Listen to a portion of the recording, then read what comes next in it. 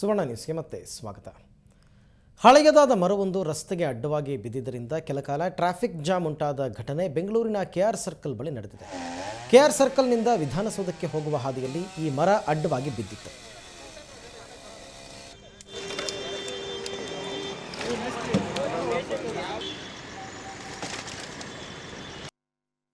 ನಮಗೆ BBMP control ರೂಮ್ಗೆ 9 ಗಂಟೆಗೆ ಮೆಸೇಜ್ ಬಂತು.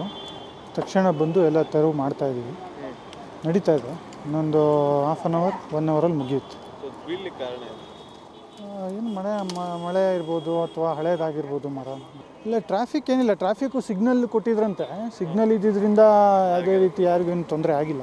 ಸೊ ಹಂಗಾಗಿ ಸಿಗ್ನಲ್ ಇದ್ದಿದ್ದರಿಂದ ಮರ ಬಿದ್ದ ತಕ್ಷಣ ಫೋನ್ ಮಾಡಿದ್ದಾರೆ, ಬಂದೆಲ್ಲ ತೆರವು ಮಾಡ್ತಾಯಿದ್ವಿ.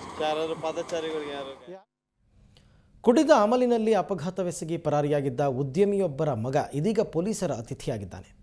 ಮೇ 31ರ ಮಧ್ಯರಾತ್ರಿ ಐಷಾರಾಮಿ ಆಡಿ 27 ಕಾರಿನಲ್ಲಿ ಆಟೋವೊಂದಕ್ಕೆ ಡಿಕ್ಕಿ ಹೊಡೆದು ವ್ಯಕ್ತಿಯೊಬ್ಬ ಮೃತಪಟ್ಟು ಇಬ್ಬರು ಗಂಭೀರವಾಗಿ ಗಾಯಗೊಂಡಿದ್ದರು. ಹಿಟ್ ಆ್ಯಂಡ್ ರನ್ ಪ್ರಕರಣ ದಾಖಲಿಸಿಕೊಂಡಿದ್ದ ಅಶೋಕನಗರ ಪೊಲೀಸರು ಪ್ರಕರಣ ಸಂಬಂಧ ತನಿಖೆ ಕೈಗೊಂಡಿದ್ದರು. MG ರಸ್ತೆಯಲ್ಲಿ ನಡೆದಿದ್ದ ಈ ಅಪಘಾತ ಅಲ್ಲಿ ಅಳವಡಿಸಲಾಗಿದ್ದ CCTVಯಲ್ಲಿ ದಾಖಲಾಗಿತ್ತು. ಆ ಮೂಲಕ ಆರೋಪಿಗಳನ್ನು ಪತ್ತೆ ಹಚ್ಚಿದ ಪೊಲೀಸರು ಚಾಲಕ ರಾಜೇಶ್ ರೆಡ್ಡಿ ಎಂಬಾತನನ್ನು ಬಂಧಿಸಿದ್ದಾರೆ.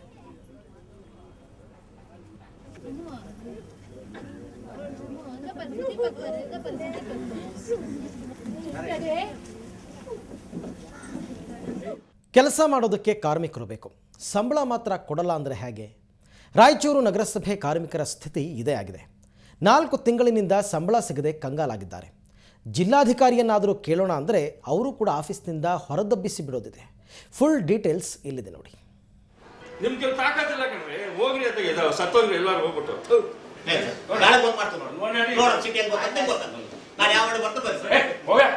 ಜಾಸ್ತಿ ಮಾತಾಡ ಒಂದು ಹೊರಗಡೆ ಮಾತಾಡ್ತೀಯಾ, ಏನ್ ಮಾತಾಡ್ತಾ ಇದೀಯಾ? ನೋಡಿದ್ರಲ್ಲ ರಾಯಚೂರು ಜಿಲ್ಲಾಧಿಕಾರಿ ನಾಗರಾಜ್ ದರ್ಪವನ್ನ. ಅಧಿಕಾರ ಇದೆ ಅಂತ ಹೀಗೆಲ್ಲ ಮಾತಾಡ್ಬೋದಾ? ತಮ್ಮ ಕೈ ಕೆಳಗಿನ ಕೆಲಸಗಾರರು ಅಂದ್ರೆ ಸ್ವಲ್ಪ ಆದ್ರೂ ಮರ್ಯಾದೆ ಬೇಡ್ವಾ? ಇಷ್ಟಕ್ಕೂ ಇಲ್ಲಿ ಬಯಸ್ಕೊಳ್ತಾ ಇರೋರೇನು ಮಾಡಬಾರದ ತಪ್ಪು ಮಾಡಿಲ್ಲ, ಯಾರೋ ಕಳ್ಳಕಾಕರರೂ ಅಲ್ಲ. ಇವರೆಲ್ಲ ಒಳಚರಂಡಿ ಸ್ವಚ್ಛಗೊಳಿಸೋ ನಗರಸಭೆ ಕಾರ್ಮಿಕರು. 4 ತಿಂಗಳಿಂದ ವೇತನ ಕೊಟ್ಟಿಲ್ಲ. ಕರ್ತವ್ಯದ ಮೇಲಿದ್ದ ನೌಕರನೊಬ್ಬ ಮೃತಪಟ್ಟರೂ ನಗರಸಭೆ ಪರಿಹಾರ ನೀಡಿಲ್ಲ. ನಮಗೆ ನ್ಯಾಯ ಕೊಡಿಸಿ ಅಂತ ಜಿಲ್ಲಾಧಿಕಾರಿಗಳ ಬಳಿ ಕೇಳಿದ್ದೇ ತಡ DC ಸಾಹೇಬ್ರು ಉಗ್ರಾವತಾರ ತಾಳಿಬಿಟ್ರು. ಪೊಲೀಸರನ್ನ ಕರೆದು ಅವರನ್ನೆಲ್ಲ ಹೊರದಬ್ಬಿಸಿಬಿಟ್ರು.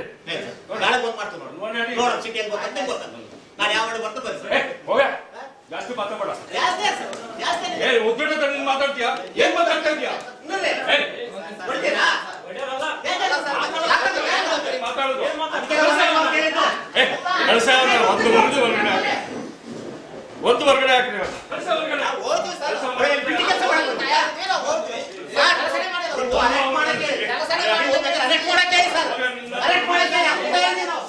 ಒಂದು UGD ಬ್ಲಾಕ್ ಆಗಿದ್ಮೇಲೆ ಅದು ಕ್ಲೀನ್ ಮಾಡೋದು ಇಲ್ಲಿ ಬರ್ಬೇಕಾಗಿರೋದು. ನೀವು ಮಾಡ್ಸಲ್ಲ, ನಿಮ್ ಕೆಲ ತಾಕತ್ತಿರ್ತಾನೆ, ನಿಮ್ ಕೆಲ ತಾಕತ್ತಿಲ್ಲ ಕಣ್ರಿ, ಹೋಗ್ರಿ ಅಂತ ಸತ್ತೋಗ್ರಿ ಎಲ್ಲರೂ ಹೋಗ್ಬಿಟ್ಟು ಸಾರಿ ಹೋಗ್ಬಿಟ್ಟು. ಸಿಟಿ ಎಲ್ಲ ಗಬ್ಬಾಗಿ ಕೂತಿದೆ, ಇಲ್ಲಿ ಬಂದು ಇಲ್ಲಿ ದೊಡ್ಡದಾಗಿ ಇದು ಮಾಡ್ತೀರಿ. ಇದರಿಂದ ಸಿಟ್ಟಿಗೆದ್ದ ನೌಕರರು ಜಿಲ್ಲಾಧಿಕಾರಿ ಕಚೇರಿ ಎದುರು ಪ್ರತಿಭಟನೆಗೆ ಇಳಿದಿದ್ರು. ಜಿಲ್ಲಾಧಿಕಾರಿಯ ವರ್ತನೆಗೆ ಕಿಡಿಕಾರಿದ್ರು. ಕನಿಷ್ಠ ಸತ್ತಿರ್ತಕ್ಕಂಥ ಕಾರ್ಮಿಕರಿಗೆ ಕೇವಲ 24 ಗಂಟೆ ಒಳಗಡೆ ಸರ್ಕಾರದ ಅಧಿನಿಯಮಗಳ ಪ್ರಕಾರ, ಸರ್ಕಾರ ಮಾರ್ಗಸೂಚಿಗಳ ಪ್ರಕಾರ 5 ಲಕ್ಷ ಪರಿಹಾರವನ್ನು ಕೊಡಬೇಕಾಗಿದ್ದು ಸಹ 1 ತಿಂಗಳವರೆಗೆ ಯಾವುದೇ ರೀತಿಯಲ್ಲಿ ಇವತ್ತು ಪರಿಹಾರ ಕೊಡ್ತಕ್ಕಂಥ ಕ್ರಮ ಆಗ್ತಾ ಇಲ್ಲ. ಇದ್ರ ಕುರಿತು ನಮ್ಮ ನಿಯೋಗ 4-5 ಜನ ಸಂಘಟನೆಗಳ ಒಂದು ಮುಖಂಡರ ನಿಯೋಗ ಇವತ್ತು ಜಿಲ್ಲಾಧಿಕಾರಿಗಳ ಜೊತೆ ಮಾತಾಡೋಕ್ಕೆ ಹೋದಾಗ ಇವತ್ತು ಜಿಲ್ಲಾಧಿಕಾರಿಗಳು ವರ್ತಿರ್ತಕ್ಕಂಥ ರೀತಿ ತೀರಾ ಖಂಡನೀಯವಾಗಿದೆ. ಕೆಲಸ ಮಾಡದ ಕಾರ್ಮಿಕರಿಗೆ ಮೇಲಾಧಿಕಾರಿಗಳು ಬಿಸಿ ಮುಟ್ಟಿಸಬೇಕು ನಿಜ, ಆದ್ರೆ ಅಧಿಕಾರಿಗಳೇ ಹೀಗೆ ದರ್ಪದಿಂದ ಹೊರದಬ್ಬಿದ್ರೆ ಸಮಸ್ಯೆ ಬಗೆಹರಿಯೋದು ಹೇಗೆ? ಇವರ ಸಮಸ್ಯೆ ಆಲಿಸೋರ್ಯಾರು? ರಾಯಚೂರಿನಿಂದ ಕ್ಯಾಮರಾಮನ್ ದುರ್ಗೇಶ್ ಜೊತೆ ಗುರುರಾಜ್ ಹುಗಾರ್, ಸುವರ್ಣ ನ್ಯೂಸ್. ಬಳ್ಳಾರಿಯ ಕೈಗಾರಿಕಾ ಪ್ರದೇಶದಲ್ಲಿ ಮೆಣಸಿನಕಾಯಿಯದ್ದೇ ಘಾಟ್. ಎಲ್ಲಿ ನೋಡಿದ್ರೂ ಹೊಗೆ ಹೊಗೆ. ಮೆಣಸಿನಕಾಯಿ ಘಾಟಿಗೆ ಜನ ಇರಲಿ, ಬೆಂಕಿ ನಂದಿಸಲು ಹೋದ ಅಗ್ನಿಶಾಮಕ ದಳ ಅಧಿಕಾರಿಗಳು ಕೂಡ ಫುಲ್ ಸುಸ್ತಾಗಿದ್ದಾರೆ. ಅಂತೂ ಇಂತೂ ಕೆಮ್ಮುತ್ತಲೇ ಬೆಂಕಿ ಆರಿಸುವಲ್ಲಿ ಯಶಸ್ವಿಯಾಗಿದ್ದಾರೆ. ಆದರೆ ಕಟ್ಟಡ ಮಾತ್ರ ನೆಲ ಕಚ್ಚಿದೆ.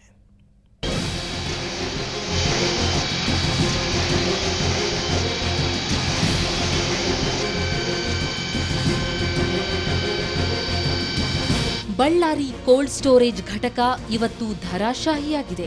ನಿನ್ನೆಯಿಂದಲೂ ಬೆಂಕಿ ಹೊತ್ತಿಕೊಂಡು ಉರಿಯುತ್ತಿದ್ದ ಕಟ್ಟಡವನ್ನ ಇವತ್ತು ನೆಲಸಮಗೊಳಿಸಲಾಯಿತು.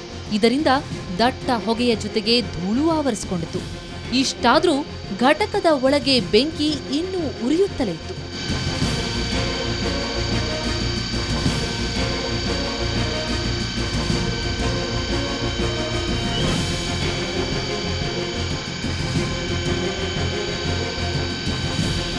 ಬೆಂಕಿ ನಿಯಂತ್ರಣಕ್ಕೆ ಬಾರದೇ ಇದ್ದಿದ್ರಿಂದ ಹುಬ್ಬಳ್ಳಿಯಿಂದ ವಿಶೇಷ ತಂಡವೊಂದನ್ನು ಕರೆಸಲಾಗಿತ್ತು. ಬೃಹತ್ ಕ್ರೇನ್ ಮೂಲಕ ಕಟ್ಟಡದ ಗೋಡೆಗಳನ್ನು ಒಡೆದು ಬೆಂಕಿ ಆರಿಸಲಾಯಿತು. ಗೋದಾಮಿನ ಮಾಲೀಕರು ಮುಂಜಾಗ್ರತೆ ವಹಿಸದೇ ಇರೋದೇ ಇಷ್ಟೆಲ್ಲ ಅನಾಹುತಕ್ಕೆ ಕಾರಣ ಅನ್ನೋದು ಪತ್ತೆಯಾಗಿದೆ. ಈ ಬಗ್ಗೆ ಉನ್ನತಾಧಿಕಾರಿಗಳಿಗೆ ದೂರು ನೀಡುವುದಾಗಿ ಅಗ್ನಿಶಾಮಕ ಅಧಿಕಾರಿಗಳು ತಿಳಿಸಿದ್ದಾರೆ. ಇದು ಒಳಗೆ ಯಾವಾಗ ಫೈರ್ ಆಗಿದೆ ಒಳಗಡೆನೆ ಎಲ್ಲ ಕಂಪ್ಲೀಟ್ ಸ್ಪ್ರೆಡ್ ಆಗಿ ನಂತರ ಅದು ಇಟ್ ಹ್ಯಾಸ್ ಕಮ್ ಔಟ್. ಹೀಗಾಗಿ ನಮಗೆ ಒಳಗಡೆ ಹೋಗಲಿಕ್ಕೆ ಭಾಳ ಕಷ್ಟಪಡಬೇಕಾಯಿತು. ಆಮೇಲೆ ಇದಕ್ಕೆ ಬರೀ ಒಂದೇ ಒಂದು ತುರ್ತು ದ್ವಾರ ಇರುತ್ತದೆ, ಹಾಗೂ ಒಂದೇ ಒಂದು ಸ್ಟೇರ್ ಕೇಸ್ ಇರುತ್ತದೆ. 15 ಮೀಟರ್ ಮೇಲ್ಪಟ್ಟಿ ಇತ್ತು ಅಂತ ಹೇಳಿದ್ರೆ ನೋ ಅಬ್ಜೆಕ್ಷನ್ ಸರ್ಟಿಫಿಕೇಟ್ ತಗೋಬೇಕಾಗಿತ್ತು ನಮ್ಮ ಇಲಾಖೆಯಿಂದ. ಇವನ್ ಕಡಿಮೆ, ಅದಕ್ಕಿಂತ ಕಡಿಮೆ ಇದ್ರೂ ನಮ್ಮ ಡಿಪಾರ್ಟ್ಮೆಂಟ್ನಿಂದ ಅಡ್ವೈಸ್ ತಗೋಬೇಕಾಗಿತ್ತು. ಯಾರೂ ಬಂದಿಲ್ಲ. ಇದು ನಾವು ಮೇಲಾಧಿಕಾರಿಯವರ ಗಮನಕ್ಕೆ ತರ್ತೇವೆ. ಇದರ ಮೇಲೆ ಸೂಕ್ತ ಕ್ರಮ ತಗೊಳ್ಳೋಕೆ ನಾವು ಪ್ರಯತ್ನ ಮಾಡ್ತೀವಿ. ಬೆಂಕಿ ಅನಾಹುತದಿಂದ ಸುಮಾರು 2 ಕೋಟಿಗೂ ಹೆಚ್ಚು ನಷ್ಟವಾಗಿದೆ ಎನ್ನಲಾಗಿದೆ. ಉತ್ತಮ ಬೆಲೆ ಹಾಗೂ ಧಾನ್ಯಗಳು ಕೆಡಬಾರದು ಅಂತ ರೈತರು ಸಂಗ್ರಹಿಸಿಟ್ಟ ಆಹಾರ ಪದಾರ್ಥಗಳೆಲ್ಲ ಬೆಂಕಿಗಾಹುತಿಯಾಗಿದೆ. ಆದರೆ ಗೋದಾಮಿನಲ್ಲಿರುವ ಎಲ್ಲ ವಸ್ತುಗಳಿಗೆ ಇನ್ಶೂರೆನ್ಸ್ ಇದೆ. ಹಾಗಾಗಿ ಯಾರೂ ಭಯಪಡಬೇಕಿಲ್ಲ ಅಂತ ಗೋದಾಮಿನ ಮಾಲೀಕರು ಭರವಸೆ ನೀಡಿದ್ದಾರೆ. ಈಗ ಅಪ್ರಾಕ್ಸಿಮೇಟ್ ನಮ್ಮದು 1,10,000 bags capacity cold storage almost full ಐತೆ. ಈಗ ಅರೌಂಡ್ 200-300 ಮೆಂಬರ್ಸ್ ಫಾರ್ಮರ್ಸ್ ಇರ್ತದೆ ಮಾಲು. ಬ್ಯಾಂಕ್ ಅವರು ಲೋನ್ ಕೊಟ್ಟಿದ್ದಾರೆ. ಅದು ತಗ್ರೆ, ಕಡಲೆ, ಮೆಣಸಿನಕಾಯಿ, ಹುಣಸೆಹಣ್ಣು, ಧನಿಯಾ ಎಲ್ಲ ಪ್ರಾಡಕ್ಟ್ಸ್ ಇರ್ತಾವೆ. ಹಾಂ, ಇನ್ಶೂರೆನ್ಸ್ ಐತೆ. ಇನ್ಶೂರೆನ್ಸ್ ಎಲ್ಲ ಐತೆ ಸರ್. ಏನು ರೈತರಿಗೇನು ತೊಂದರೆ ಆಗೋದಿಲ್ಲ. ಒಟ್ಟಾರೆ ಮೇಲ್ನೋಟಕ್ಕೆ ಇದು ಶಾರ್ಟ್ ಸರ್ಕ್ಯೂಟ್ ಅಂತಾನೆ ಹೇಳಲಾಗ್ತಿದೆ. ಆದರೆ ಗೋಡೌನ್ ಮಾಲೀಕರು ನಿಯಮಗಳನ್ನ ಪಾಲಿಸದೆ ನಿರ್ಲಕ್ಷ್ಯ ವಹಿಸಿದ್ದೇ ಬೆಂಕಿ ಅನಾಹುತಕ್ಕೆ ಕಾರಣ ಎನ್ನಲಾಗಿದೆ. ಬಳ್ಳಾರಿಯಿಂದ ಕ್ಯಾಮರಾಮನ್ ಶ್ರೀನಿವಾಸ್ ಜೊತೆ ನರಸಿಂಹಮೂರ್ತಿ ಕುಲಕರ್ಣಿ, ಸುವರ್ಣ ನ್ಯೂಸ್. ಇವಿಷ್ಟು ಈ ಹೊತ್ತಿನ ಪ್ರಮುಖ ಸುದ್ದಿಗಳು. ಈಗ ತಲಹರಟೆ ಪ್ರಸಾರವಾಗುತ್ತೆ. ನೇರ, ದಿಟ್ಟ, ನಿರಂತರ ಸುದ್ದಿಗಾಗಿ ನೋಡ್ತಾ ಇರಿ ಸುವರ್ಣ ನ್ಯೂಸ್.